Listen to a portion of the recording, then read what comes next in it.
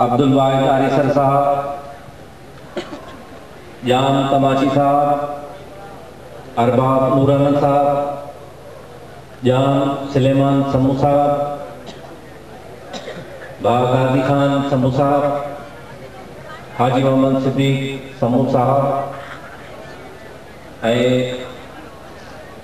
अज जो मेज़बान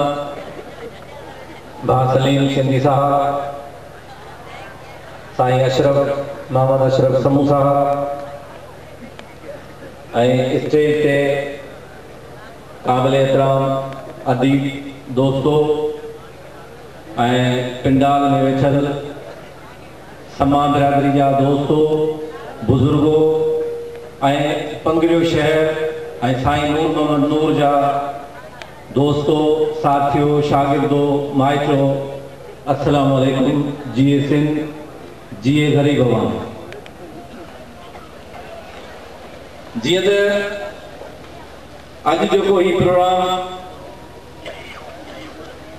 साईं नूर मोहम्मद नूर की याद में उनकी औलाद वर्सी की शक्ल में इतने रखो है। यकीन पुछो तो जिथे अब्दुल वाहिद आरिसर जड़ा मानू ॻाल्हाए वजन, जिते साईं ताज जो साहब जन वेठा हुजन, जिथे मोहतरम डॉक्टर इब्राहिम सिंधी जड़ा दोस्त ॻाल्हाए वजन, उते मुझे लाइ ॻाल्हाइण ॾाढो मुश्किल है। यूनिवर्सिटी के ज़माने का वठी साईं अब्दुल वाहिद आरिसर के ॿुधंदो आयो आहियां, मुझी ख्वाहिश रही है तो जिथे मुझे खबर पवंदी है तो साईं जो फंक्शन है तो कोशिश कंदो आहियां तो साईं के ॿुधण वञा, उते अॼु स्टेज ते भी ॻाल्हायां तो इहो मुझे लाइ तमामु घणो ॾुखियो है। पर साईं खां वेठल मौजूद मेहमाननि खां माज़रत तो अगर मूंखां का गलती थे तो मुझे माफ़ कजो। तव्हां मुझे उस्तादन में शामिल आयो, मुझा वॾा आयो, असांजी इस्लाह कजो। सिर्फ सिंध के हवाले से थोड़ी गाल कंदुसि तो सिंध धरती के इहो शर्फ हासिल है तो जेके भी हस्तियों, चाहे वह साईं नूर मोहम्मद नूर की शक्ल में या साईं जीएल सैद की शक्ल में या जुल्फकार भुट्टे की शक्ल में या मोहतरमा बेनज़ीर भुट्टो की शक्ल में या अन्या भी हस्तियों जी शाह लतीफ़ भिठाई हुए, कलंदर लाल शहबाज हुए या मखदूम बिलावल समूह हुए या जाम निज़ामुद्दीन समूह हुए या थमा बिरादरी जो को डॉक्टर इब्राहिम सिंधी हुए या ॾाढो हाशिम समूह हुए या ॿियो कोड़ो सिंधी या कोड़ो समूह हुए, पर सिंध में हज़ारे माण्हू तव्हांखे मिलंदा जिन पंहिंजे पंहिंजे हिते जी जिदोजहद कई आहे। जीअं मादी में जेके तहरीकूं वञियूं आहिनि, जेकॾहिं ग़लति हुजां साईं मुंहिंजी इस्लाह करे तो उन मां हिकु वॾी तहरीक जेका हली उहा समन हलाई, उहा मखदूम बिलावल हलाई, जिते असांखे फ़ख्रु आहे सिंध जे हर हिकु माण्हू खे फ़ख्रु आहे। तो उहा तहरीक सिंध जे लाइ सिंधी माण्हुनि जे लाइ, ग़रीब माण्हुनि जे लाइ हलाइण वारा उहो समूह हो। अल्हम्दुलिल्लाह साईं नूर मोहम्मद नूर जेका इलाज बारी आहे, असीं बदनसीब आहियूं। ज़ाती तौर ते जेको साईं सां न मिली सघियो आहियां, अॼु मूं साईं जी किताब जो 2 सिथूं पढ़ियूं आहिनि त मूंखे बि तमामु घणो इहो शौक़ु थियो त जेकॾहिं साईं सां न मिली सघियसि त साईं जी जेका औलाद आहे उन्हनि सां साईं जे दोस्तनि अदीबनि सां जेकॾहिं असीं रूह रियाणी कयूं त असांखे साईं जी सिक उन मां मिलंदी।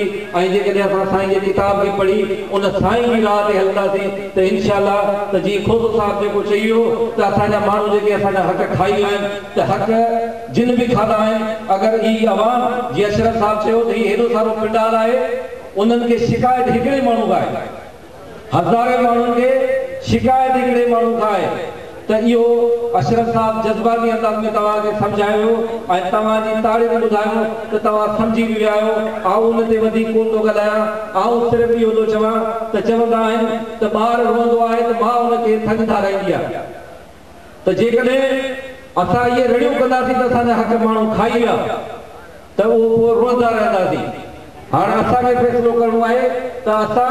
रोअण वारनि मां रहणु चाहियूं था या हक़ वठण वारनि सां गॾु हूंदासीं ऐं हक़ वठण वारा थी करे रहणु चाहियूं था। जेकॾहिं असां हक़ वठण वारा थी करे रहणु चाहियूं था ऐं हक़ वठण सां चाहियूं त इंशाअल्लाह असांखे पंहिंजा हक़ मिलंदा।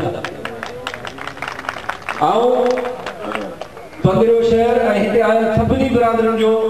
समा बिरादरी तरफ़ां शुक्रियो अदा थो कयां त जिन असांजे हिकिड़े सबूत ऐं असांजे मोहतरम असांजे उस्ताद ऐं असांजे वॾे साईं नूर मोहम्मद नूर जी यादि में हिन मेड़ाके में अची उन्हनि सभिनी समनि ते हिकिड़ो थोरो कयो आहे। असां उन्हनि जहिड़ा दिलि जी गहराई खां उन्हनि जो शुक्रियो अदा कयूं था त उहे समा बिरादरी जे हिकिड़े माण्हू जे लाइ हिते गॾु थिया आहिनि ऐं समा बिरादरी जा जेके बि माण्हू हिते आया आहिनि चाहे उहे कहिड़े बि ज़िले खां आया आहिनि ऐं उन्हनि जो बि शुक्रियो अदा थो कयां त उहे भाउ सलीम वटि कोन आया आहिनि, उहे सम्झनि पंहिंजे दर ते आया आहिनि, पंहिंजे वॾे जे मेड़ाके ते उनजी बस्ती ते आया आहिनि ऐं इंशाअल्लाह असां सिंध जे हर अदीब